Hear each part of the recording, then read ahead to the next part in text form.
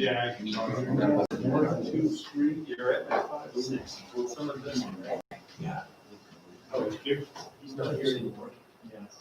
So, what? I thought we were missing someone, but. Jeff moved. You moved, I was all thrown off. Alright, so we got 6.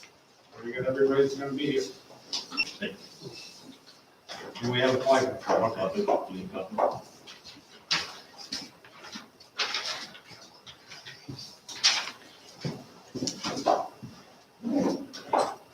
Okay, we're live, Jason?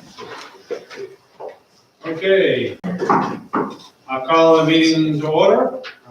First order of business is the pledge of allegiance.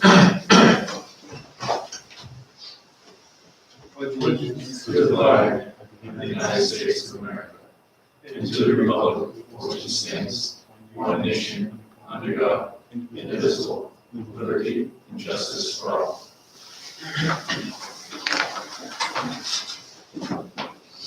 Thank you all.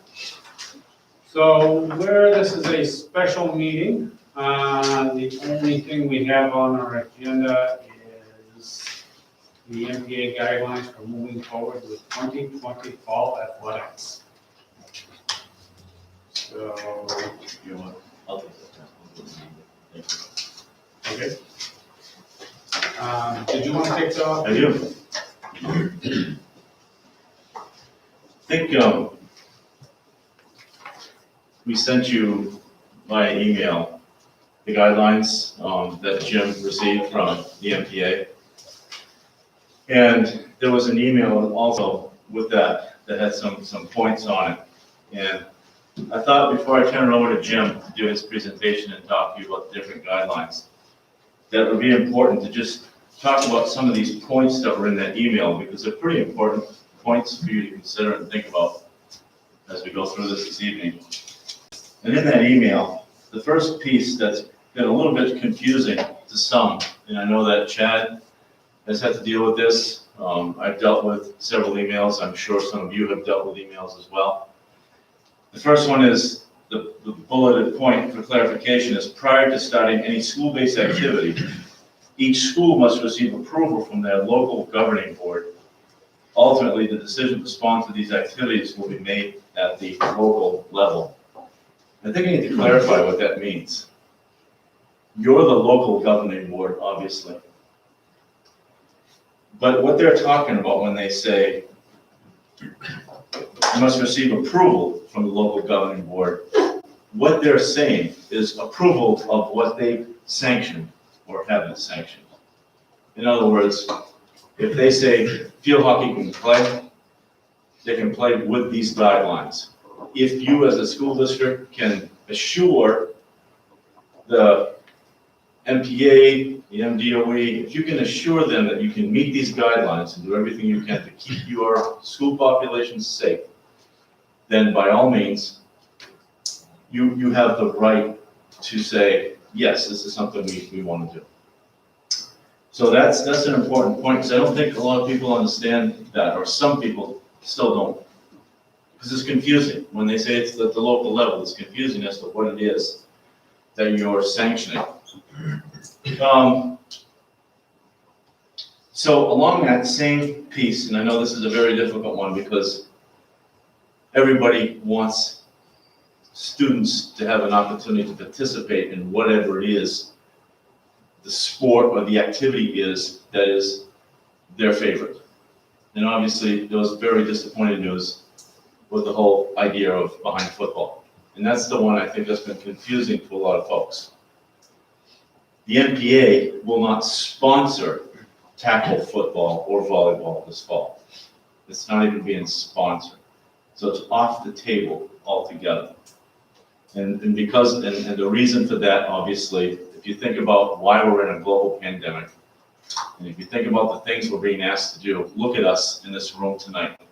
We're sitting 6 feet apart, we have masks on, we're social distancing. There are all kinds of things that have been put in place for us to open our schools. Tremendous amount of work has gone into that, and to keep our schools open. So if you think about the science that went into why we're here tonight and the way that we're here tonight versus what happens when we play tackle football, the two don't align. And even when they met together as the MPA, as CDC, as the governor's office, when they met, there was no way they said that these guidelines can be met. And so, and Jim will talk about this, but there's an alternative that's being proposed for football. And there's still some hope that there's a possibility perhaps it could be pushed off into the spring. So we'll talk about that. But I wanted to clarify that as well, because I think some people were confused about the language of that as well. Just a couple of other points, and this is pretty crucial. No inside practices are to be held this fall. Jim will probably mention that. This next one is a reminder to all of us. Over the weekend, or a couple of weekends ago, but there was a wedding in Millinocket that you've all read about. We've gone from 0 to over 100 and something cases. It's spread to Sanford. Sanford school districts right now are really struggling to the point where they have to shut their buildings down for a week, I believe.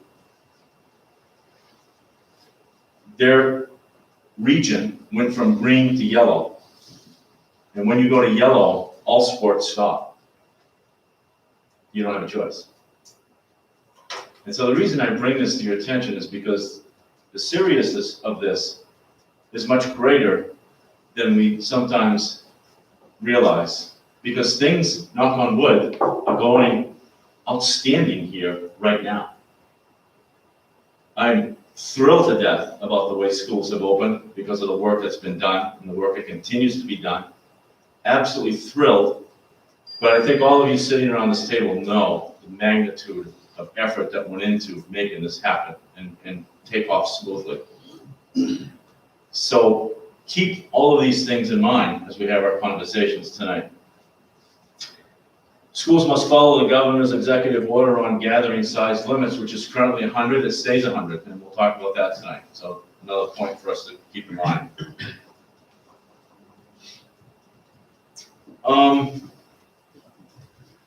The other pieces is pretty common.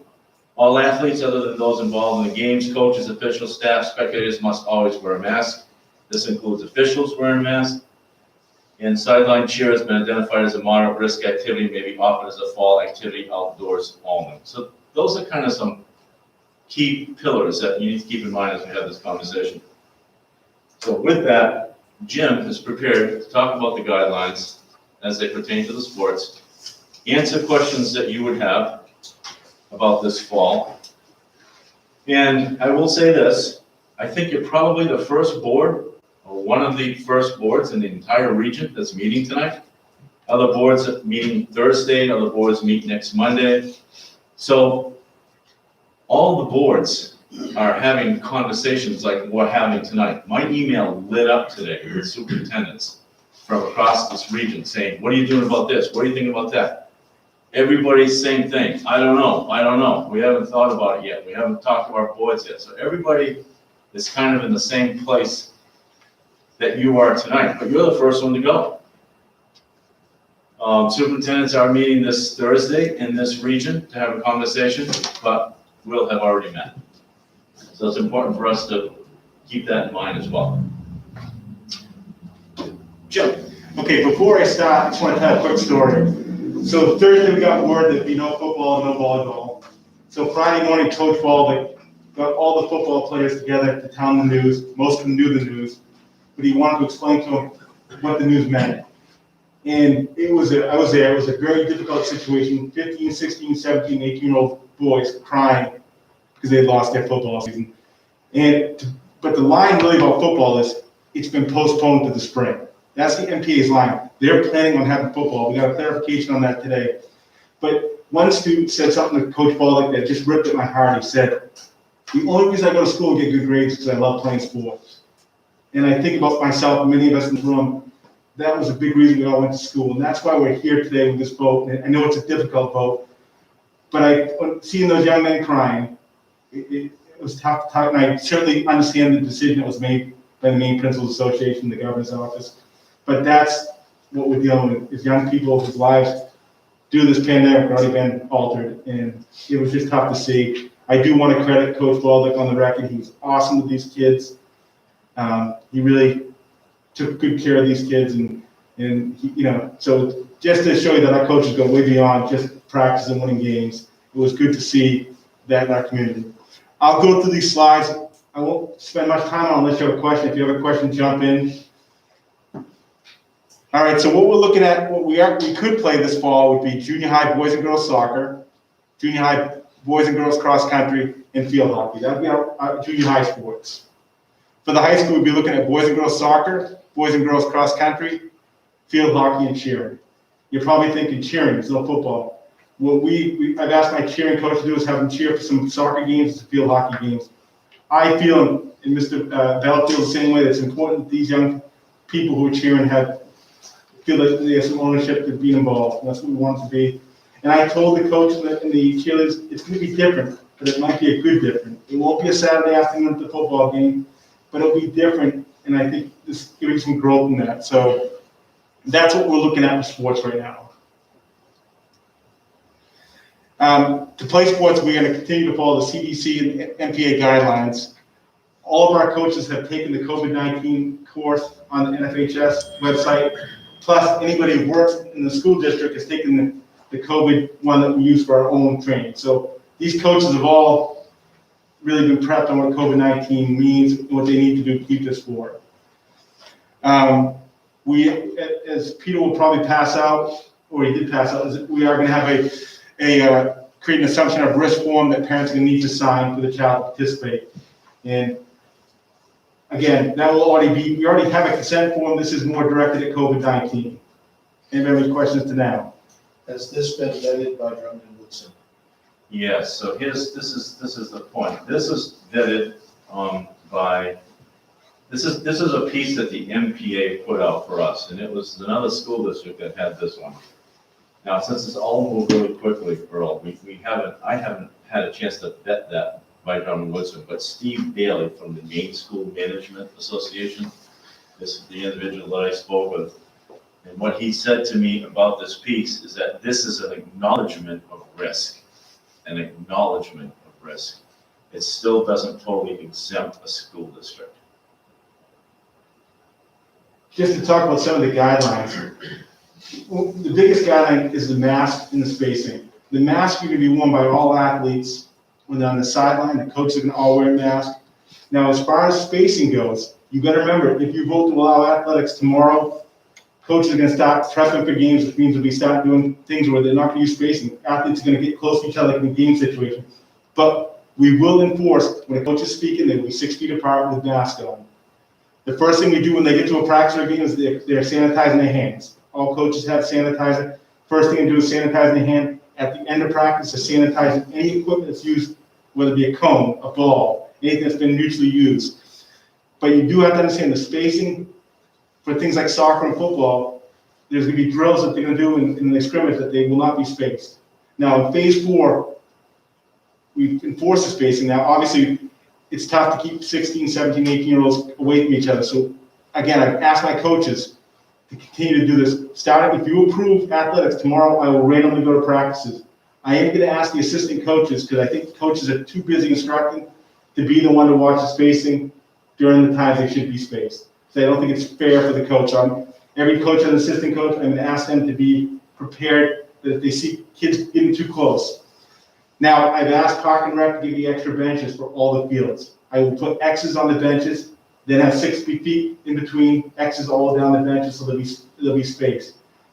The NFHS recommended we don't have benches, but I think I'd rather have our kids have a bench and be spaced, especially with the next 2 weeks. We still could have an 80-degree day. So we'll have extra benches, but we'll continue the 6 feet spacing. They actually recommend we take the benches out. I just don't think that's a good idea at this point, not with weather and stuff.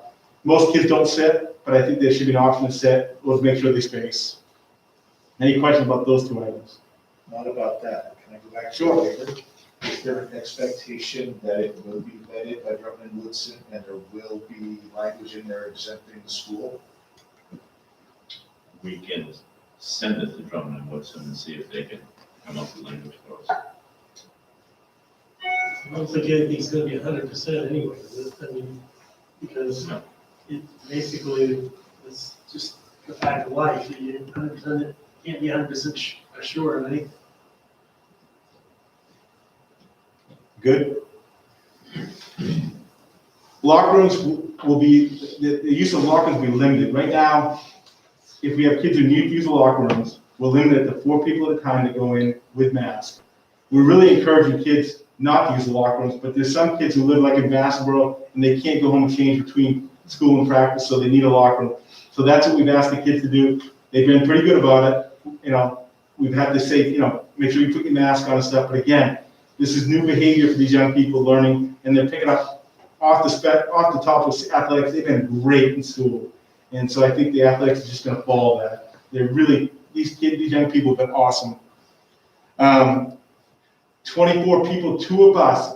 You can have more if a family member. If me and Chad are brothers, then we could share a seat. So that'd be 25 people, but it's limited to 24 people on the bus per trip. Now, last meeting we had approved students' parents transporting. That's not going to work because the Kennebec Valley Athletic Conference voted today that no away fans can go to games. So who would drive their child to a game, drop them off, and go home? To me, I don't think it's going to happen. If it did, it'd be great. But again, they're not going to allow any away fans. And we've made it uniform so that there's no expectation for a parent to drive to our facility. As far as allowing our fans, we can talk about that at the end if you'd like. So let me ask about that for busing. So what do we think that means for the number of players we have for each of these teams? Well, girls soccer now is at 17, so that's not going to be a problem. Field hockey's right at 23, so that won't be a problem because I just asked the assistant. 3 with coaching? Well, I'd ask 23 players, so I'd ask the assistant coaches to go in their vehicles. Cross country is 11. Boys soccer, I have to figure out. We may have to do multiple runs because they're hiding 24 capacity. The good news is games are regionalized. The furthest we're going to go is we're going to either stay in Kennebec County or go to an adjacent county. For example, Lawrence is not part of Kennebec County, but we will play Lawrence. Mount Blue in Franklin County, we're going to play Franklin County. But that's the furthest we're going to travel is Franklin County. Most of the games will be local. So if coaches need to take their vehicles or we have to do a double run, we can kind of figure that out. Remember, a week ago, we thought there would be 12 to a bus. So when Ashley told me that we were going 24 to the bus, I felt like that was really great. That was an awesome thing. As Peter said, there'll be no indoor practice. In the past, if it rained out, the football coach might say, can we use the gym? And we put them on a rotation to share. You know, this time you get the gym, there'll be no indoor practice. So if it rains, you don't go out, you go home. We just not gonna have any indoor practice at all. And all the coaches know that. Any questions so far? Going back to the regional schedule. So what does that look like and how far? I mean, you mentioned Mount Blue, which is further than I expected we would be going. I mean, who else is in these schedules? Well, every sport's different, but for example, field hockey, Mount Blue, Skowhegan, Meslonsky, Lawrence, and Coney, and there's one other team, is in our pod. Soccer is different. We have Waterville.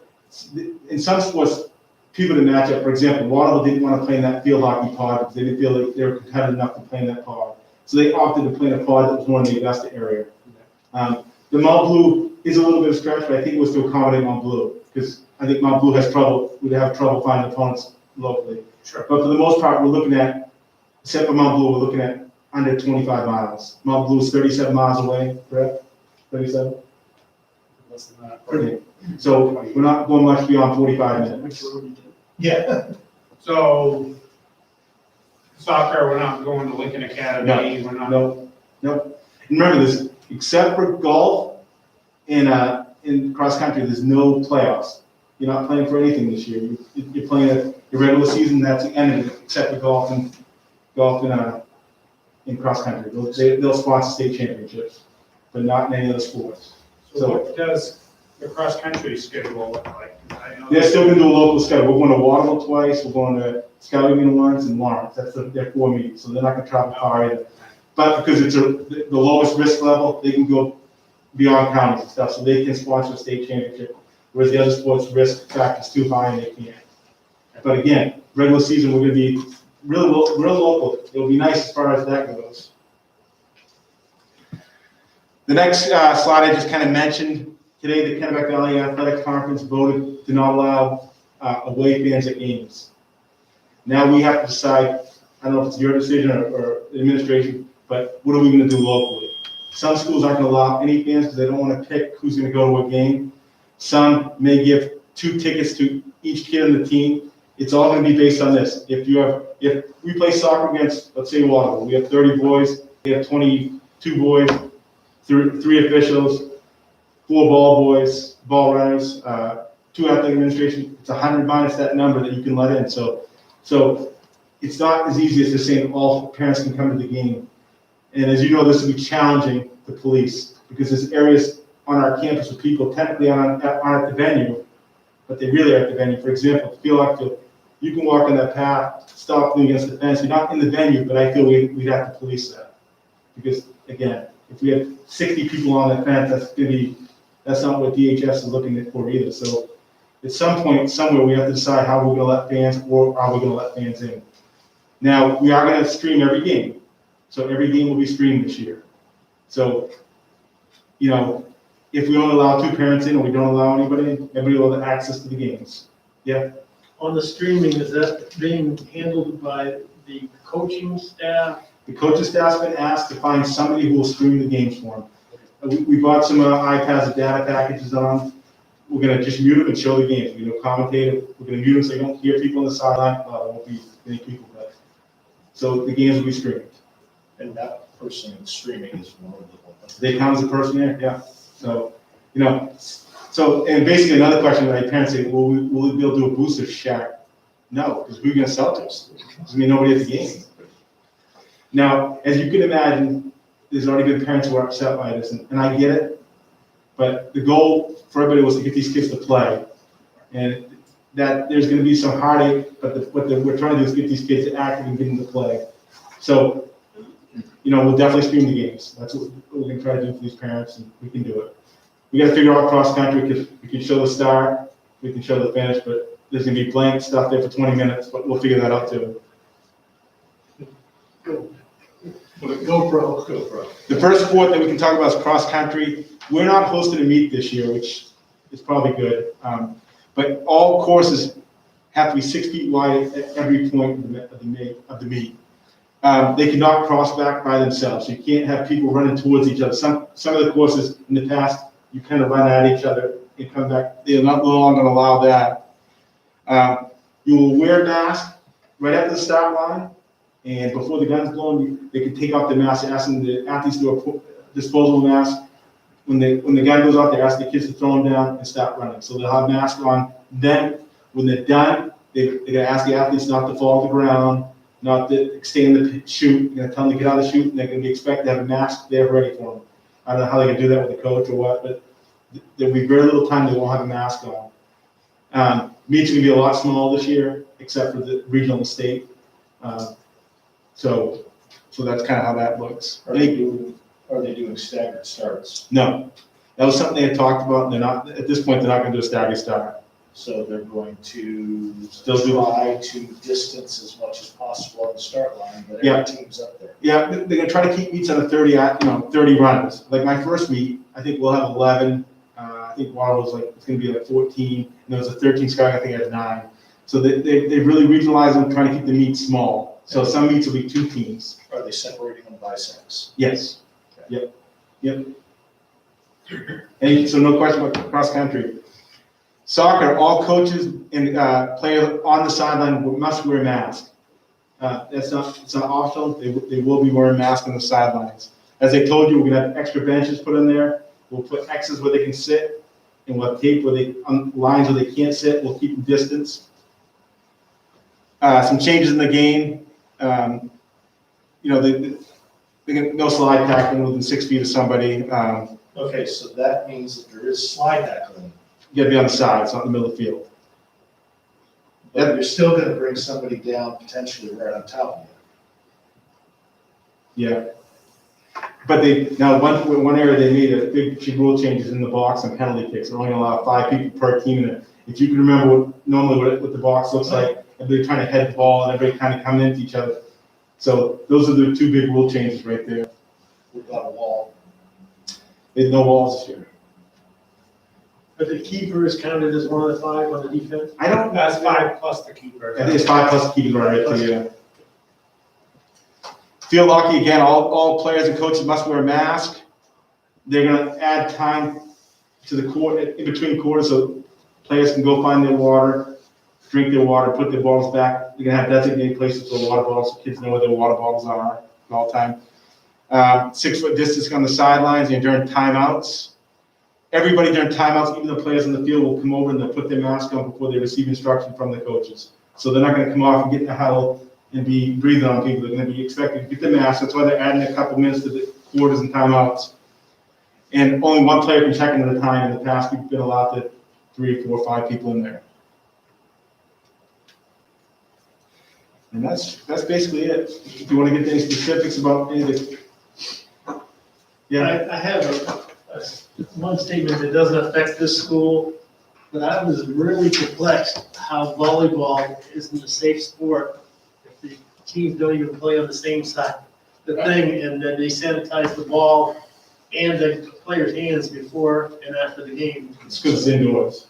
I know, but I'm saying, if you only have 6 kids on one side of the net, 6 kids on another, we don't even have volleyball, so it doesn't affect us, but I just thought it was kind of a harsh thing to do to a sport that literally doesn't even get close together, yet soccer players run into each other. This could be a preview of your winter. We may be having this conversation. That's why at I'm the end of bringing it November. up, because volleyball is about as safe a sport indoors Yeah. as you could think of. It's certainly a lot less contact than basketball or even soccer. I just thought it was strange how volleyball was handled, but maybe I'm missing something, that maybe they play volleyball different in high school than I've seen in high school. No, it's because nothing has been approved for inside. Yeah, but they have there's a different number of people can go in a meeting, right, for inside versus outside. But they're sedentary, they're wearing masks, they're so forth, so. I could play volleyball in a mask. I mean, Well, because you don't even need to jump. Yeah. But I mean, the only thing that came to my mind is you got a spiker and a blocker and they're face to face in the net, sort of thing. But to me, again, whatever, I mean, the APA's come up with it. I mean, it's I don't want to have, certainly less than soccer. well, again, we don't need to worry about it too much. No, we don't. But my We don't have other much question fun. regarding the sports, if they say they move football to the spring, you're gonna run into a situation, and I can foresee this. I think that there should be some kind of waiver. This is a personal opinion. Obviously, in the past, we've never let kids play 2 sports. But if a kid's on a baseball team, they're playing on Wednesday, and then their football team's playing Saturday, why couldn't they play both sports so that they're gonna lose football now in the spring if we do, obviously, we don't know if they're gonna have it, but Well, if they do have it, I think there should be a waiver. that's a kids policy can for play the 2 school that sports. we reevaluate. That's why I'm bringing it up now. Yeah, I will tell you that the 3 concerns I have about football playing in the spring is, 1, they want to start this in March, and I don't know where we practice in March. I mean, Messalowski is a turf field, that'd be easy for them. The second thing my concern is a small school like us, it could end a couple spring sports for us. I mean, because football traditionally gets 38, 39 kids out. And my third concern was, right now, we get our equipment back in August and we send it out to get reconditioned in November. Let's say we played until the beginning of June, we'll be able to get our equipment back. And there's a lot of, right now they said the season's postponed and they want to start in the spring, but there's gonna have to be a lot of questions answered, because as you know, we don't get on our fields here until April vacation. But what I'm saying is, it doesn't mean just football. Anything that's, there's 2 sports where a kid could participate in, like a Wednesday baseball, football Saturday, or whatever it is, it's 2 sports.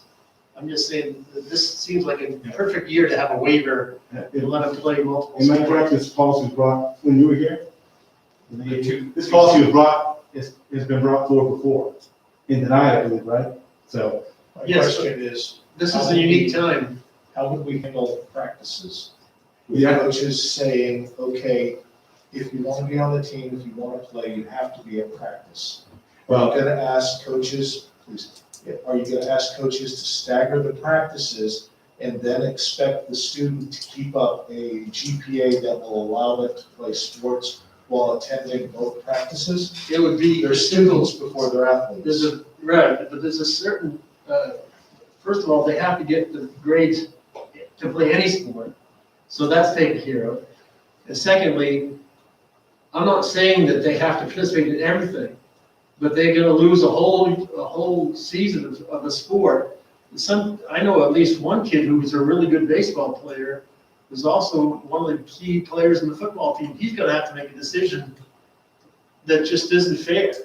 If he's given up, in my opinion, if he's given up football in the fall and they offer it in the spring, now he's gonna decide, do I go with baseball, which is something I really do well in, or do I go with football team that I don't wanna let down because I'm a key player?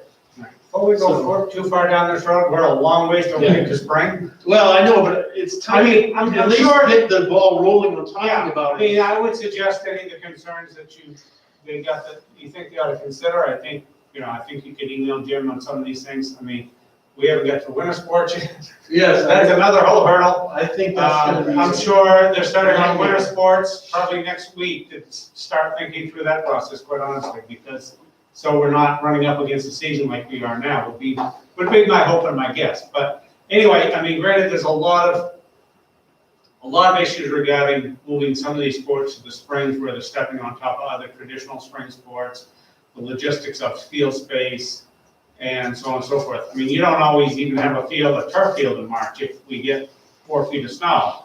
I mean, so there's a lot of questions before you even get there, so I don't want to spend too much time on that tonight, because we have a long ways to go. I totally agree, but I also don't want to hear the excuse in the spring, well, we didn't have time to discuss it.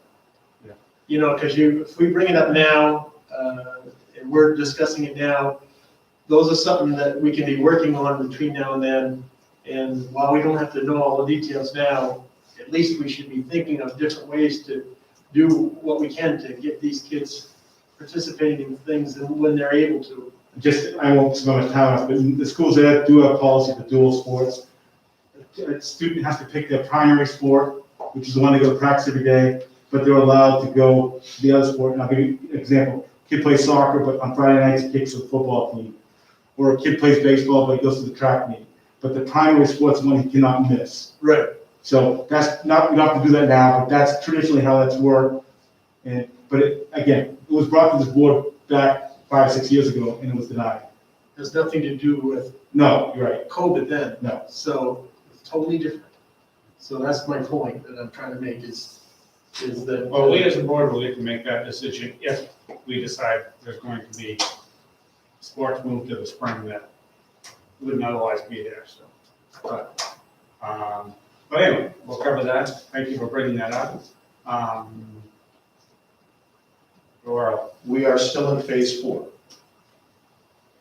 Yep. Today we're still in phase 4 today, yes. Okay. And this is, the inside practice prohibition only applies to sports. Is that a correct statement? Correct. If you're comparing it to other after-school activities we may have, correct.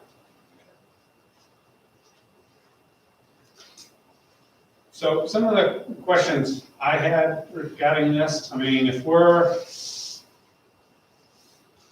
as a board, if we're supporting this, I guess I'd like to hear a little bit more about, you touched a little bit on the 6-foot rules, the sanitizing, locker rooms, transportation benches, so forth, but aside from assistant coaches, maybe enforcing rules on teams, I mean, I've been on the sidelines, so I know how things work. I mean, half the time kids don't bring any water to a game, let alone have their own individually labeled bottle, which they're supposed to keep separate according to the rules. I mean, I'm concerned about the enforcement of these things, because if we're going along with this, and we're approving this, then our level of faith that these things are being enforced is actually happening. So I guess I'd like to hear a little bit, I don't know how much of the detail you have on what these things will actually look like as far as, the sanitizing. You talked a little bit about the locker room. Again, we have to talk some more about spectators, so that's another whole thing altogether. Did you have any more detail to fill out in some of those minutiae of? I think the basic thing is the coaches, myself, assistant coaches, all need to be on the same page about all these things, whether it be sanitizing, spacing, water bottles. And I think these are things that we all need to be on. We know what we need to do. And I think it's gonna be a challenge, but if you had seen the first week of school with the regular students, they really picked it up quick, and I think the athletes aren't far behind. I know that there's been some spacing issues in the past, but the first thing they do is sanitize when they get there. For the most part, when they were on campus, I did have to go out a couple times and say, watch your spacing, but for the most part, they've obeyed the spacing. I think it's learned behavior. That's what we're trying to teach, is this learned behavior, this awkward time. But if you approve this, the first thing we'll do tomorrow is have a coaches meeting, we'll re-emphasize all these regulations to make sure they're gonna happen. I'd have to say, we want to make sure that, there isn't an incident that arises and, we've clearly been sloppy with enforcement. No, you're right. That would not look good. Well, I'll tell you this, phase 4, we really, as a group, worked hard to make sure they were obeying everything. Did everything get obeyed? Probably not, but I think the percentage is really high with the work. And I think the times that we failed, we noticed it, we really stressed how important it was to continue. These coaches and these players know that if they don't abide by this, their season could end. And I think, I really think they're taking it serious. And again, all I can tell you is, after 5 days of school, if you walk through that school, you wouldn't believe how well these kids are doing with masks, eating lunch 6 feet apart, washing their hands and walk through the door. They're getting there. But again, we've got to continue teaching this, and I think we are. Every coach has been given this document, so they have the ability to read it. Tomorrow we'll go through it line by line. The adults really set the tone. Why I think things are going well at the high school is because the teachers have set that tone. As I walk around and I'm looking, like, okay, if I walk by Corey's classroom and John's in there and he doesn't have his mask on, I'm stopping at that classroom and having that conversation with Corey, so that we make Corey addresses it. As I walked through, there was one teacher I had to have a conversation with, and it wasn't just being lax. It was the teachers up there, I'd say preaching, but talking to the class, and it just slipped down a little bit. And so it just was a follow-up conversation. As soon as the class ended, I just said, hey, I know you're very passionate and you're in there and you probably didn't realize it slipped down, but I need you to pay attention because every single kid in that class is watching you right now. And if you're not paying attention to that and just lifting it up over above your nose, the kid's gonna know that. But it really has been, the whole mask thing, it was probably one of my biggest fears of kids showing up. I think the first day there was one kid who didn't have it, he just didn't have it. So I handed him one, he put it on, and saw him later on in the day, he was still wearing it. It was not an issue at all, so. I really don't think it's gonna get sloppy, but as I've assured you, I will randomly go to practices and make sure that we're doing this. And if I catch it that day's practice will be over, then we'll just keep sending them home until they do it right. Up until this point, they're officially not on the clock, coaches, right? Everything right now, it's phase 4 and before is all voluntary. Right. All coaches are voluntary and all participation is voluntary. No kid is, if you didn't show up to practice today, you can start if we have a season tomorrow. Right. This is all voluntary. Well, I guess my point is if we don't, to control this, I think we need to move forward with this because it's part of the coaches are on the clock per se when we start this, when we approve this, correct? Yep. So the regulation of it, it's important for us to get that to say, hey, this isn't happening, or because there's been times where I've seen kids, the coaches aren't there because they're having some impromptu event and the kids aren't social distancing, they're not wearing masks, things are going on that shouldn't be going on. We need this to happen, I think, to move forward, to have the coaches there and the coaches be held responsible for what's happening on the field. I help coach travel soccer, so we already had a game this past weekend with smaller kids. It worked out similar rules, hand sanitizing, kids on the field, it's worked out really well, coaches, face masks. It's worked out pretty well from a soccer standpoint. My question, what concerns me the most is the planning of who can be there, who can, I know we can have up to 100 people, but how do we control that for home people? You mentioned benches. We moved away from benches to individual chairs. That way, there's no sliding over. Just because you put an X in a space doesn't mean someone's going to slide over to that X. I think putting individual chairs out on the field for players to sit at is much better than having benches. What about the away team? They had chairs too. Yeah. So I think that's the move. What we talked about moving on is to do chairs, because that way you can control the 6 feet. Having benches at any level, oh, what'd you say? And you slide over. And as a coach, I don't want to be dealing with, I'm focused on the field. I don't want to worry what's going on behind me. If I have 6 foot spaced out chairs, I know they're not going to be, they would physically have to pick up the chair, move it over. I don't think you're going to do that, because you got to think about that. So. It's much more visible to the adults. Right, correct. Parents, I know it's tough, because I think we have to talk about all the sports altogether because depending on how many teams are there and what's there, what should be allowed on the field. When we had the game past weekend, the parents came in their own little cohorts, there's two parents, they sat in their lawn chairs. There was lines on the field where they could sit. I do like away teams not having to go, the parents shouldn't have to come to the games. It should be just that team, but the home team, it's one of those things, how do you regulate it? I was just thinking of the field by my house, you could drive in there and stay in your car and watch the game at the field, but who's gonna regulate that? Who's gonna? Well, that's interesting conversation, because some schools have said if they're in their vehicle, they're not counted as one of the 100 people. So, that's something that I think we as a group have to decide, because obviously, if we had a perfect field where people could sit in their car and watch it, Right. but the problem would be how much of a headache is that going to cause people trying to, the ticket thing to see easiest, give each child 2 tickets. Usually you have 20 athletes, 40 tickets, and they could get in the game. The parking thing, I just worry about, will we have emergency vehicle access to it? Everybody trying to park their cars in front of the venue. Well, no, and my point on that is how do you regulate different, if you give out 40 tickets and then you're having a parking lot full of cars pull in, or you're having people try to, which way do you go with that? And I don't know, when's the first games? Well, so we have exhibition game Saturday in soccer, Okay. home. Right. So that'll be the first test run. And obviously, these are things we need to talk about soon. But for example, I thought about staggering the JV game, maybe moving it back a half hour so the varsity parents could leave, and then the JV parents could come in. But again, this is, these are things we need to figure out obviously fairly soon. Right. The ticket thing, I like, I thought about shutting that parking lot right off at KSD, not letting them get in it, but then you remind me that, some people they're gonna be allowed to be there, so. Right.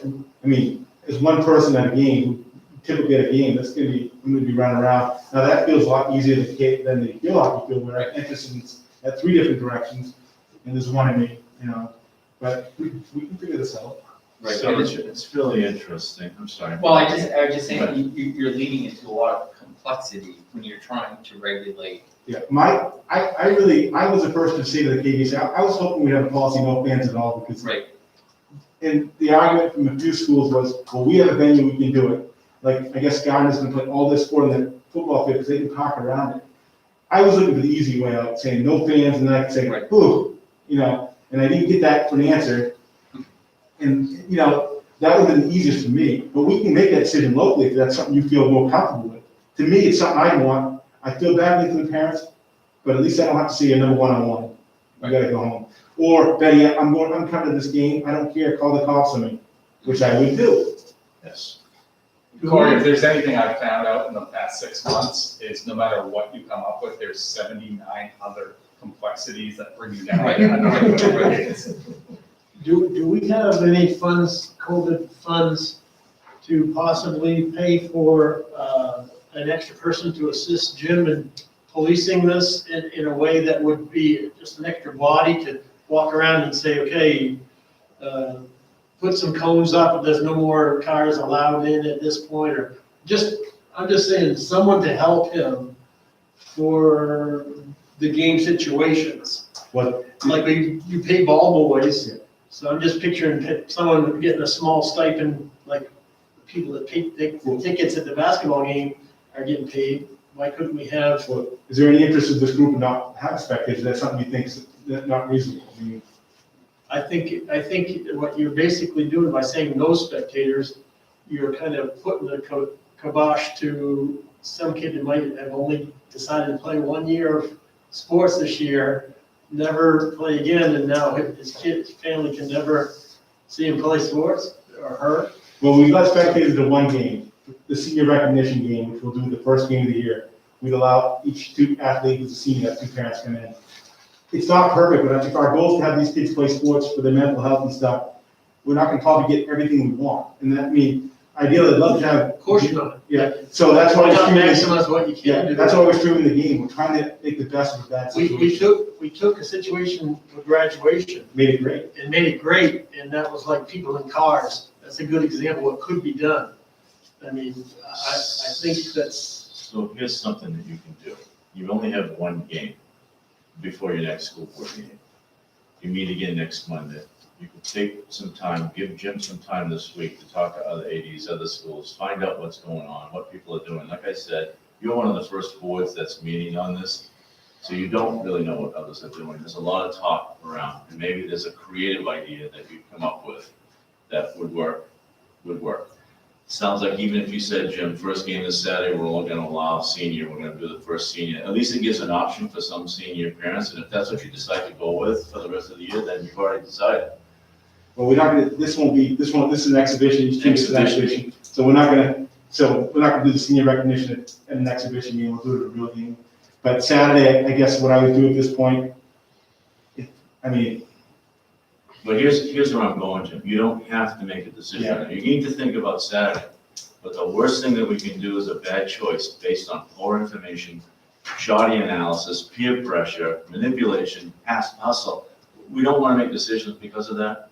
Let's make it because we're informed. Talk to some of the other ADs, talk to some of the other schools, see what, and then bring it back and see what makes sense for us here in Yeah. Winslow. Yeah, how does that help Jim on Saturday? Well, Saturday's an exhibition game.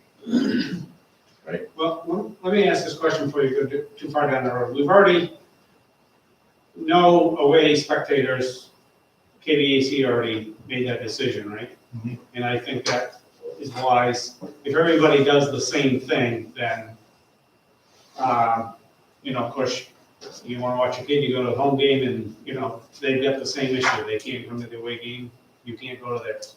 It's fair. So I think that's a great starting point. I mean, I think going to what Peter was talking about there, I think as you think of each of the venues and what can we control, what should we control, how many numbers do we think we can allow, and put parameters around that, and I think Saturday KSB is a great starting point, because that is kind of a unique venue in many ways. That's the one up by Public Works. Yeah. Well, you could say that Saturday that you aren't going to allow any spectators until a decision is made at this level. You could say that, start that way. And that's how you start until you can figure it out. Because if I'm hearing you correctly, Jim, if you're looking at soccer, with the 2 teams and everybody else, you're almost at 100 anyways. you're probably close to 70. So you could say that the first game, no spectators until we make a decision on how this is going to work. Because I do think there's gonna be times it's gonna be tough to say everybody can have 2 tickets. Yeah, we're gonna have numbers. Because if you have 12 seniors, 2 tickets, 24, you've got 80 on the field. Who are the 4 that aren't getting in? See, here's the thing, and here's the numbers I'm hearing, I don't think there's any team with even 10 seniors. Here's the justification for it. I want to bring this conversation back around to what we need to be thinking about, and it's 10,000 feet up in the air. Our responsibility is to open our schools, keep them open, keep our kids in schools, make sure they're getting an education in schools. That's our responsibility. Athletics is a component of that. When Chad says he's going around making sure everybody's doing what they need to be doing, that's what Chad should be doing, and Chad needs to role model that as an example. Because if he does that and keeps his foot on the accelerator, and all principals do that and keep their foot on the accelerator, and you do it for 21 days and you make it habit, you got half a chance of keeping this district open. If you don't, and you forget that, we're gonna close. Much greater chance of closing. Jim has an opportunity right now to work with his coaches and work with the kids and teach about the bigger whole. And the bigger whole is not whether or not we have a season this year. The bigger whole is, can we do everything possible to keep everybody safe so that we can participate and keep our schools open? That's the bigger piece, and really that's the lesson that the coaches and Jim can work with the kids on. What a lifelong lesson that is as well. So let's keep that in mind as we go through this. And as we work through, you've got a week to get more information, Jim, and bring back to the board about spectators. This Saturday, I think you have every right to say, you know what, to keep everybody safe. A lot of school districts are doing this. We're gonna say no because we haven't figured out how to police all of this yet, to keep everyone safe. We have a responsibility as a community not to open the floodgates. Plus, it sets a precedence. And it's always easier to operate once a precedent is established. So the only games between now and next Monday evening when we meet, Just boys soccer. boys soccer, Saturday. JV and varsity, or just JV and varsity. same location? And that's the other thing you mentioned was the overlap. I mean, even a half hour, most parents get there a half hour early anyway, or even an hour. So you're still gonna have, Well, on the Saturday though, yeah, well, some are playing both games, but on a Saturday, you've got the time to be able to do that. But it's late in the season as we're gonna begin, you don't have the daylight to do that. Right. I don't see how you'd be able to enforce it. I'm in the same camp as. No. So, Right, you don't have the space to space them out. You know, people are gonna just get put it on outraged, they're sunlight. gonna get angry. You're gonna get people with four-wheel vehicles. And police aren't gonna wanna keep showing up to games to. Well, we donate don't their want time. it to have to be that either. But that's the only way someone's gonna listen. They're not gonna listen to some paid, get out of here. I'm watching my kid play. I mean, Well, having seen this sort of thing in youth sports and whatever, and hockey games and other such things, I mean, sometimes it comes down to, you don't necessarily have to call the police, you know, in some cases, you stop the game. The game's not going on until you're gone, you know, that's it. Until the game's over. That's true. When Until it creates a people scene. comply with the rules, and- and if they don't comply, the game is over. You know, what do you want? And we don't wanna have to do that, but I've seen it done. It's effective in most cases, but some, parents have to realize that the kids are there for their reasons. Not the parents are there, they get to watch, they don't get to participate. Parents can't live vicariously through their kids. And sometimes that gets forgotten.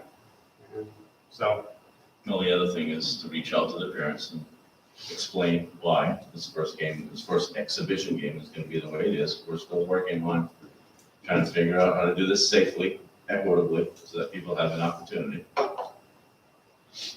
I think our home parents, I think all the parents, but honestly, having been through the turmoil that they've been through, I would think they're gonna bend over backwards to do whatever they can to make sure their kids get to play. And hopefully that, is contributory to them helping make this happen and, making sure that everybody's on board and, parents are helping police things to make sure that, we stick to the rules that we say we're doing. We have an obligation to that as when we're saying we're certifying back to the state and saying we can do this, then we've got to do it. I think the other piece to that and this is where it becomes very difficult, because you're the decision makers. This is where it becomes very difficult. If you are looking at adhering to the rules that have been set by the governor's office for the entire state, no more than 100 gathering, and you can't control that, and people refuse to listen to that, you as a decision makers around this table need to come back to this table and say, there will be no sports if people are not willing to adhere to the rules. Now, that's a tough call, but somehow you can't just allow things to happen and have your school have that risk of being the case where you're gonna have an outbreak here because of it. So those are the tough decisions we have to think about. That's why it's important to take some time and think about how could we do this week? How can we get more information? Can you come back to the board with more information? And maybe the best thing you can come up with is senior game, and that's when we'll allow it, because that's the only way we can make this fair. But at least take a week to study it, because we've got time. I will definitely poll all the athletic directors after Thursday when everybody's had their meetings, and we'll kind of see, we'll get a list of what everybody's doing, and so we kind of see where the trend is. And I think you could send a letter to the soccer parents and explain what we're trying to do this week, why, that it's gonna be filmed. I mean, you can explain all of that out, so. Well, Saturday may not be filmed because we still haven't got the cameras yet, but it's supposed to be in by Thursday. Okay, So Can we who's use the other team in that My game? phone and go Facebook Oh, they Live. did, sir? Scotty, We might be able to. Scotty? is football going to continue practicing or are they done? we'll leave the coach to meet with all the team on Wednesday to find out if there's interest in keeping them together with some activity, whether it be a strongman, 7v7. He's gonna explore all these options. Obviously, we'd like to see them stay together and do some activity, but we just don't know where the interest is yet. These young people that were hurt and they really weren't receptive to it Friday, they've had a little time to now think about it, so we'll kind of grasp, we'll see where they are when we meet them Wednesday. If there is anything done in the fall, does that preclude activity from being conducted in the spring? No. So Jim, if I'm hearing you correctly, the coach is meeting with the students again this week. Yep, Wednesday morning. So next Monday, we should have on the agenda whether or not we want to consider some type of activity for football as well. And if we do that, he would be paid because it would be official under the auspices of this 7-on-7 flag. That would be part of that. Well, remember, this is not an MPA-sponsored event. This is an activity. The MPA considers what football teams could do as an activity. It's technically not sponsored by the MPA, so I don't think that'd be a decision, the contracts and stuff. That's a different conversation from what I've read. In other words, you might compensate these coaches, but not give them their whole contract based on what they're gonna do. Right, that's an internal decision amongst ourselves. We can weigh that depending on what the plan is. So Jim, you said that there was a change today with the MPA or this recently where they said that the season has been officially Postponed. until spring. Spring. Yeah, we had a gentleman who's on the football committee, and he said, when it came out, the football committee has postponed the season until the spring. So that's Somebody- different, that's some- different than we heard the other day. Somebody asked him, is this just been kicked down the road, so the decision will be made later, so that this guy will be healed? And he said, he goes, he's a football guy, he said, season has been postponed with the thought of playing in spring. It's not just to kick, at least that's what we were told, it's not to kick it down the road to ease the pain. Now, we'll see. Another thing to consider, Jill, your concern was adhering to the rules. I think all but one of our coaches are educators, so I'm very familiar with the Department of Education protocols. So it's not like we have a lot of, not that that's a good or bad thing, but in terms of adhering to it, a lot of the role modeling is going on in the schools. I know I think there's one coach maybe that I can think of at the middle school soccer level that's not an educator. All of them are teachers at the high school and middle school level. So, what about, talking about middle school? This goes for middle school as well, or? The middle school is not, the MPA has no jurisdiction of the middle school. but obviously we follow all their guidelines and the CDC recommendations. We treat it the same as if it was an MPA-sponsored event. So they'd be the same issues that we'd have to deal with. Well, and if you remember, the state this summer came up with the community sports guidelines. And just to go back a little bit, when the MPA came up with that first recommendation for all sports, they were following the community sports guidelines.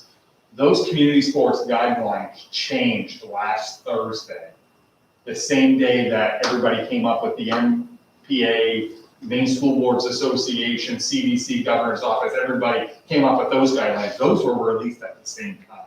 So there were some changes to those guidelines, but they're all, and the biggest one was football. Football was what they call the level 4, which allowed you to go and play games against other communities.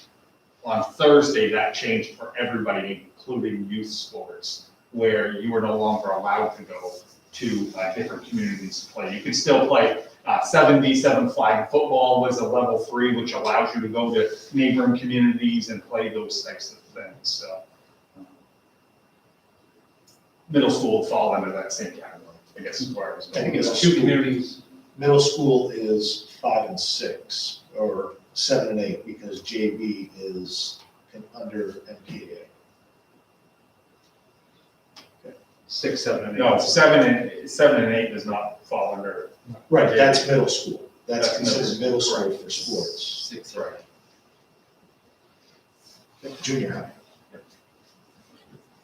And 2 schools, neighboring schools, have already voted to opt out of participating with middle school sports. Is that correct? Mount Blue and Scouting. Mount Blue and Scouting have voted not to do middle school sports. They're gonna do Scouting's gonna do intramural program, and Mount Blue's rethinking it, so that's something else it was important to consider. You may say, go with high school, not with junior high, and that, but that's, those 2 schools, if the boards vote, they're gonna sponsor high school, but not, they've already decided at administrative level, they're not gonna do junior high athletics. But that, I would think we would talk about that Monday night, not, because we're focusing on high school tonight. Well, I think junior high is part of it, but I guess my question is, I mean, there's already a very small junior high league as it is. So, I mean, is there even gonna be enough going on to have a junior high league? Depending on what other school districts are doing, I mean, what's the feasibility of it? Well, But for us, it's not a bad thing, because those are our 2 longest travel games. We still, you can have short season to begin with, we have Waterville, Lawrence, Messalonski. If we had to play those schools 3 times, Yeah. I mean, the 2 schools we lost are probably geographically the 2 schools we want to lose. Am I correct, the sport with the most home games is soccer with 5, They're all gonna have 5. They're gonna all have a maximum 10 games. not cross country? Cross country, we're not hosting So an event. the They maximum- only have 4 events. The maximum is 5 home games. Jim, when does the junior high season start? Well, normally we started by now. We started the ball meeting with the kids, pass out paperwork. I was hoping you guys would, you were gonna take a vote up, because we're talking about starting it next week.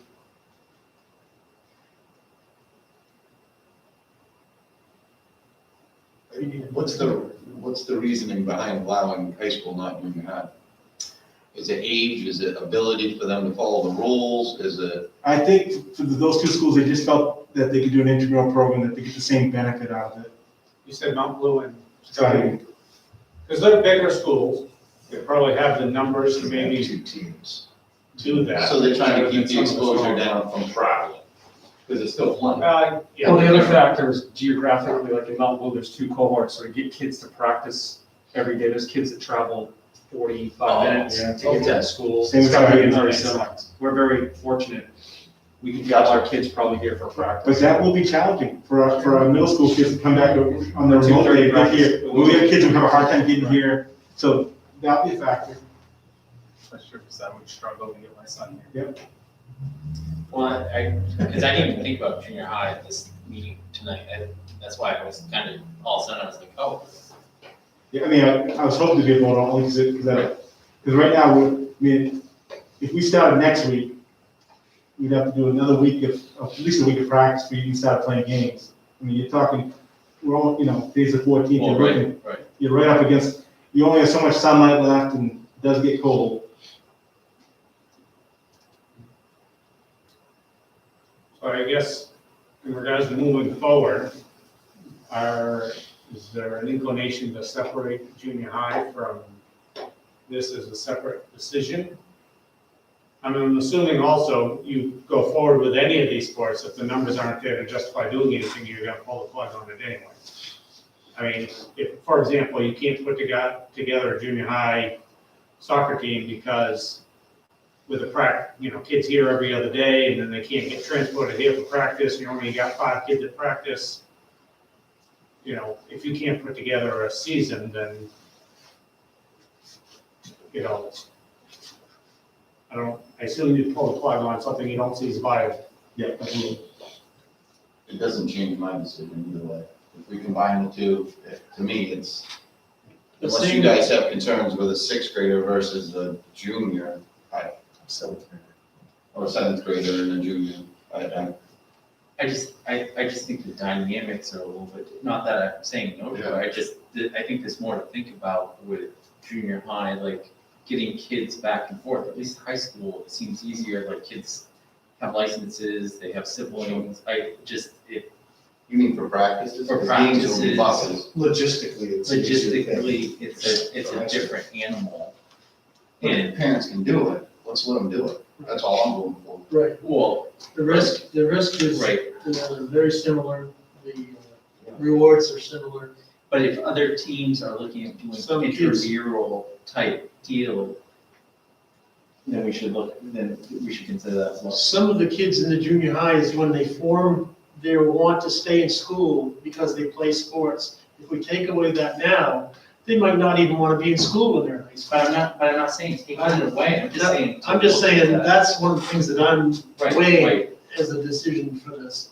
I'm definitely for sports because I think it's beneficial more than a risk. This meeting tonight, I thought was focused on high school sports, It not. is, but we just not switched the junior. subject. Well, I know, but I didn't know it was something we were voting on that junior high and the dynamics behind that, because it does change your junior high level. And, if some schools are going at intramural level, is that something we need to look at? Do we change things up? I think my previous statement is still true. If a kid is getting into a sport and wants to test it out, junior high is a good time to test it out, see if he likes Yeah, that but sport. it doesn't make a matter, doesn't really matter whether it's going to be away or home. If intramurals provide that opportunity, outstanding. But I guess I'll say some of the difficulties with intramurals, if they're after school and you got kids here in 2 cohorts coming at different times, you still get the same issues getting kids here to play, whether it's intramural or if it's a league. So I don't know if that changes that dynamic at all or not, because you don't have enough kids here on a given day that all your soccer kids are gonna be in cohort A and, the others are in cohort B, you don't have that kind of conflict, you're gonna have that, so I don't see us getting around that, no matter how they play. Well, right, but I was just thinking dynamics of, you have the coaches, because normally like soccer, for example, they coach every day after school. If you have 2 cohorts, do you divide that up? If you have, because how many kids played soccer last year for junior high? Girls are in the low 20s, boys are in the high 20s. Right, so do the practices get divided out like every other night because those kids are here? What's the dynamics of, do we have enough kids? Would there be, is there, what are other schools doing? What if we're the only school that has a team, Well, that's why I That'll get to the solve point, itself. that's why I get to the Right, point, if but it's not viable, he's gonna pull the plug on it, or we'll do Right, something but different. can we plan ahead to be like, well, we have a plan B if this doesn't work out, or does this? I think. I'm trying to say, we should have had more information at this meeting about it than just, we're trying to focus on high school and. I think the difference between the two would be, at the high school level, our expectation is athletes would be there every day. Obviously, in junior high, Right, we're right. more flexible. If a kid can't get here, I would say to the coach, he or she shouldn't be punished if they can't get here. It's different. High school, the expectation here is practice every day. At the junior high level, especially during the pandemic, I think the coaches have to be flexible, and that's the biggest difference for me. Now, I don't know how this is gonna work out. I mean, if we have 20 kids play, maybe we'll get 15 every day at practice, maybe we'll get 8, I don't know. And we won't know until we get all the kids, until we finalize. And then what we did is we gave them the paperwork, and we said, When will we have that paperwork back? was it the first practice? Which is when? Well, I was waiting for you guys, when we went through it. Because right now, they can't even play until we vote, so. Right, I can't do anything if you guys vote, there's no phase 4 for junior high. So, well, let me say it this way, I think this isn't a lot different than what's going on with what's football gonna do going forward. Are they gonna continue doing something? I kind of see it as, all right, let's go for it, let's see what we get. If there's not enough, there's not a league, there's not a whatever, because there's not enough other teams to participate, can they make something meaningful out of it? And keep going. I mean, the cost of junior high sports is very low. The stipends for the coaches is not very high.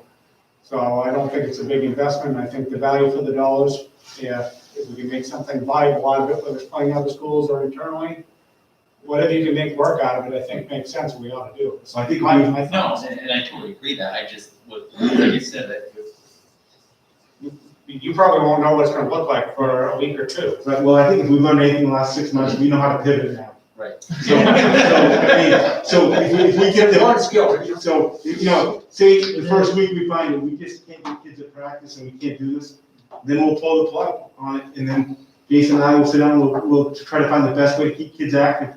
I mean, you did football a couple years ago for the kids, there's ways to do it.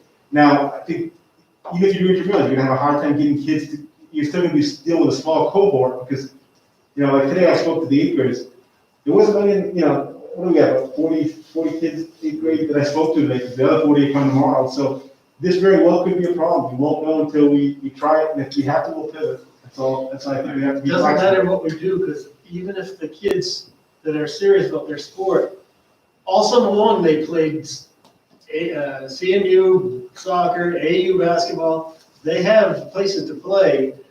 By limiting the school aspect, you're training them that this other thing is the way you go for sports, instead of playing for school spirit and all that. And I would just add that not all kids have another place to go and play. Right, so that's another good reason to have it. I just don't want to pull the plug on, that was my point, I want to have a plan B available for these kids, so that if there isn't, for whatever reason, because I can picture parents saying, oh, I can't get you to a practice 4 days a week. You're going to school every other day, you're not playing this year. I want to know we have a plan B in place. I think plan B would be what works for the parents, we do 2 days a week. If we have to do 2 days a week, that's our pivot. We don't have, junior high, we traditionally go 4 days a week practice, we're trying to get them to understand that they're committed. But this year, maybe it's not that type of year, maybe you're practicing once a week and you're playing games. We'll have to figure this out as we go. Maybe 1 week we go with the cohort, you practice with one cohort, and the next week go with the other cohort. But I don't think we have all the answers to the questions. I think we really gotta just I think as Carol said, last 6 months, you just you do something, you pivot, and you keep trying to adjust it until it works. Jim, let me ask you this, have you had a conversation with your junior high coaches in terms of if there isn't a season, are you willing to do an activity with your kids? When I talked to one coach particularly that she was interested in doing an intramural program, and she and I wasn't gonna use all the coaches, she and I would just maybe do a week of soccer, a week of field hockey, and make it all co-ed, and make it, do something fun like that for 3 weeks. I wasn't thinking the coach would stay involved, I was thinking more of an intramural, not worry about teaching skills, letting the kids try new sports. And I just think if you have coaches involved, they're gonna stress their sport, and if we end up not being able to play, I want it to be a fun experience where kids try different things. Maybe a week of field hockey, and the boys get a chance to play field hockey, then we do soccer, and maybe we do flag football. I know we don't have many weeks, but that's the way I envisioned it. I talked to one coach particularly who thought that was a great idea, and she would be willing to run the intramural program. I always had a sister, if we can't do athletics. So I guess I just want to clarify something with the board. So if you say yes to this, that means you issue contracts for the junior high coaches. If they don't have a sport, they don't have a season, but they play intramurals, and your coach does the intramurals, that's great, justify that. But if your coach doesn't do the intramurals, you issued a contract to that coach. So you pay that coach for not having a season. Well, you pay per diem, can you cancel sport or? You haven't had that conversation with anyone. So that's, See, that was another thing. I was hoping to make a decision because I was gonna nominate these people Monday night. And the reason we've held the nominations is because once you accept the nominations, the contracts go forward. well, that gets back to, if there's gonna be no practice this week anyways, if you're still gathering information, you would have a better idea if you're gonna be able to have competitive sports with junior high by Monday night, right? Again, because it's so difficult with the coach, we're gonna have just kids show up at that first practice with their paperwork. And so we were really using that first practice as kind of the litmus test how many kids we're gonna have. Because right now, Jason and I, we spoke to the groups of kids, but push comes to shove, who's gonna have that paperwork, who's got physicals done, we won't know that till they actually show up at that first day of practice. So that's what makes this difficult. Junior high is more difficult than high school, because high school, we know most of the kids have physicals, most of the kids can get to practice. Well, I guess going to Peter's question, do we hold off the junior high decision until Monday and you gather more information? And get a gist on what kind of program you think you're gonna be able to put together? I mean, with parents having the clear understanding on what, an every other day thing might look like, whether or not that's viable, how many kids do you even have to sign up? And then next Monday is that a viable thing to make Well, that decision Monday? why can't we approve it if it's possible, and then if it has to change, that's nothing, we've already approved it. So if it has to change, it can change. I mean, You're only gonna change it if you can't do it, right? I think what So- you need to worry about, John, is this. You can approve it, just don't issue the contracts to the junior high coaches on Monday.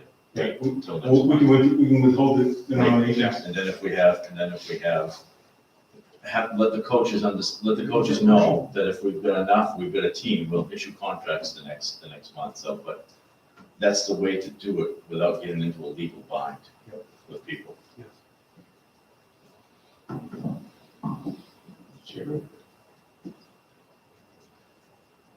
So to that end, if there's, I have a motion to move forward with the 2020 fall athletics as presented tonight under the NPA guidelines using the waiver.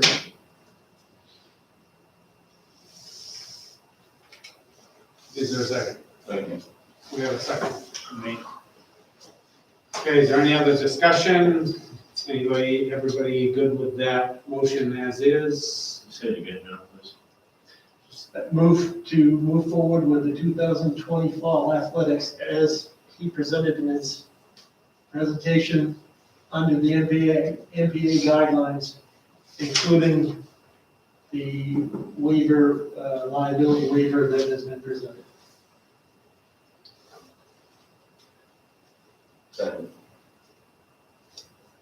And this has nothing to do with the spectators at this point. And that was where I was going. The spectators. That wasn't part of the presentation. So, Well, I think I'm gonna gather facts and represent to you Monday night. but the And you guys can was make a part of decision on the that. presentation. Okay. I'll give you some more information Monday. I'll poll on the schools, see what the schools are going. And we'll have a good test run Saturday, because we're not gonna let spectators, we'll see how that goes. If we have parents that just like, you're not kicking me out, we'll see how that goes Saturday. Or just to clarify, would you like to amend your waiver that go ahead does not include spectators at any events at this point until we decide accordingly? That's why I said it as presented. It was nothing to do with Which you had no spectators. spectators. No spectators. Just in for the Saturday. presentation. And we'll revisit it Monday. Right. Okay, and that's, all right, so we get that in your motion, Peter? I have a couple clarifications. Yeah. Does this contract count for junior high kids as well? Is this all athletes? I haven't had a chance to read it because Peter just brought it tonight, but I assume it's gonna cover, we're gonna use it for both being on high Says school. Winslow. It's a high school document, I know, but I think it can be adjusted to reflect the junior high. This is Winslow Public Schools, Yep. plural, so. And I can't defend it. And then the other thing is, I think we need to be clear with parents, especially at the junior high level, that even if we can't proceed with, we're trying to find, like, I don't want to restrict a kid not signing up because they're worried about transportation 2 nights a week. Right.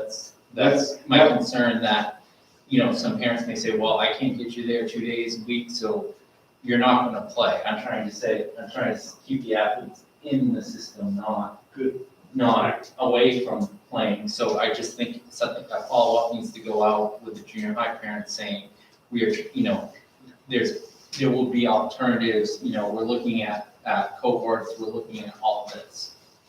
I think the most important thing is we need to address the parents, we're gonna make this work for the parents as best we can. Right. If the kid can't make practice, it's different, you know, in the past, we went with, held that athlete on, I'm gonna do that now. And I'm gonna meet with the junior, I'm gonna meet with the varsity coach tomorrow, the high school coach tomorrow, the junior high coach Thursday. And I'm gonna encourage us not to do 4 days a week. I think we need to have a schedule that's reasonable. And I think, you know, I think that's how we'll start. And I think we will communicate that with the parents, the same, that we're gonna be flexible and, you know. Well, you say not 4 days a week, not that the kids need to be there, but Well, I mean, they might be doing each cohort. well, I think we need to figure that out, I mean, maybe we'll see how, I mean, obviously, if we'll start, see how many kids can go every day. We may have to pivot at that point and change the days and stuff. Right. We'll start, but we'll try to get the message out that we don't want anybody not playing because of transportation concerns or anything like that. We'll figure a way out to voice that to the parents. But we do encourage them to be there when they can. Absolutely, yep. Are you all set with that motion? Would you read it back to us, Amanda? Just pass that I along. motion to move forward with the 2020 fall athletics as presented by athletic director Jim Burgoyne, following the MPA guidelines and using the waiver. And at this time, spectators will not be allowed at games. More information will be gathered and presented to the board. Monday, the 21st. Okay, so the actual motion stops by saying again, motion to approve the fall 2020 athletics presented, provided by the MPA guidelines and using the, Liability waiver. Yeah. I'll take it first. okay. Yeah, I think that's the motion right there, Yes, it right is. there, to start that waiver. Okay. And then, well, we'll do the motion, talk about German Woodson taking over the waiver. And John made that motion, and made a second. Any other discussion? Okay, seeing none, all in favor of the motion as presented. Okay, we are unanimous. Very good, thank you. So, as a spin-off of that, sound like you have a second motion in regards to the waiver? I don't know if it's a motion or not, but I would feel much more comfortable. Okay, I don't know if we need a motion, do you agree with that, Peter, or you're just gonna have that said? Okay. All right, Just as a comfort level. okay, so Peter will take care of that. They may change a couple words, you never know. So Monday night, we'll hear more about, hopefully, a little bit more on junior high, but definitely more on varsity. Yeah, and I will put nomination for our high school coaches, I will hold on to our junior high coaches, and I will tell them why we're holding on to those nominations. Sure. And I'll meet with my high school coaches tomorrow, we'll go over this information line by line, and then Thursday I'll meet with the junior high coaches, and again, we'll go by it line by line.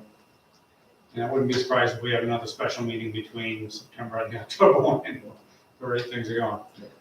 But, okay. And I would recommend, as you're putting together the whole spectator thing, I mean, I know the MPA had the recommendation of somebody to oversee adherence to guidelines and such at venues, and I think given if we are allowing spectators, that will be particularly to have important to have somebody that is their sole responsibility. 'Cause, preceding a game and into the beginning of a game especially, I think they'll be all encompassed with that. And not being able to worry about what's going on in the field, and whether or not you got a ball boy or you're running the time clock, so just a thought. Jim, are you also gonna craft a letter just to the parents and, you know, in a positive way, explaining what it is? About that they're Saturday? gonna do? Yeah. I will, about yeah. Saturday. I'll craft something, I'll send it to my coaches, plus I'll ask them to forward to all their parents. The other thing about this is when you have your conversation with your coaches, is to talk about how this is more of a global piece and opportunity for everybody to learn from the community as well. You have a built-in system of volunteers in the boosters. Most of the sports that have boosters has a pretty active group of volunteers that could help in a way. They might be a hindrance if you did it wrong, but if you're. Well, here's an example, the MPA's requested we have 4 ball boys, ball runners for every game. We have parents come out of the woodwork to be ball runners, they want to see the game, I just said to the coach, you can pick them, try to rotate them, so they're not the same parent every time. Right. I think you'll have volunteers for ball boys this We're year. not gonna take one, you're not No gonna. problem this year. And to the stakes. All right, All right, that's I good. got a resume. I actually did it for money when I was young, so. You're a professional? I'll have a video. John, I've heard it all now. I do have it on my resume. Okay. Oh, that's right, public comments. We have an opportunity for public comments, as part of our agenda, so. Good catch. Is this the phone that would be ringing? It would be. Okay, All right. it's not ringing, it's not blinking or anything. I think for the most part, Do you want to say what that number is again? I don't know, what number is it? What's your cell phone number? It's on the website. It's on the website? Yeah, I can, hold up. Nobody trusts me anymore by saying it out loud. Watch Kyle call, just to be funny. The telephone number for public comment is 207-859-2490. Let's give him 30 seconds. I'm leaving my phone. how many people do you have online? We'll talk about it later. Give it a moment. Go do lessons.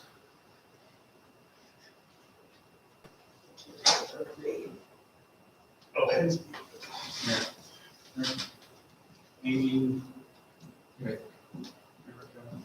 How many are online? We have had upwards of 30. Oh, There you go. All right, Public comment. No, it's my phone.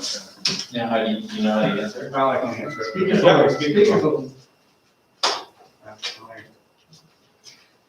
Hello, this is the old, at the school board. All right, very good. I'm gonna put you on speaker for any question you wanna raise. Just a moment. Can you hear us, Ryan? I can, thank you. All right, Ryan Lubier, go ahead, Ryan. I would just like to personally thank you all. I know there are a lot of people working behind the scenes in order to get our athletes back out in the field. I think it's very important.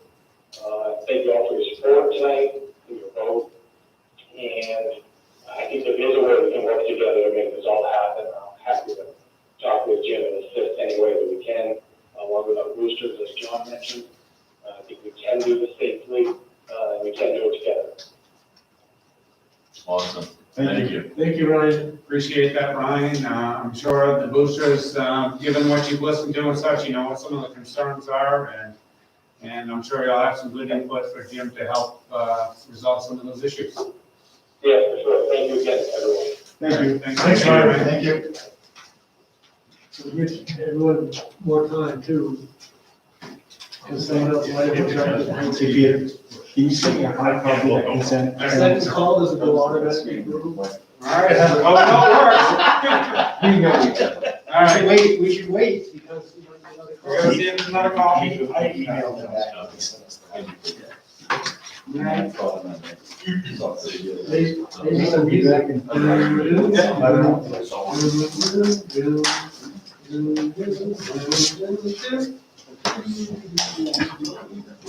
Any letters draft, we'll call it. Thirty more seconds, and we're gonna adjourn, so 30 seconds. Fascinating. Other question is? So answer the question.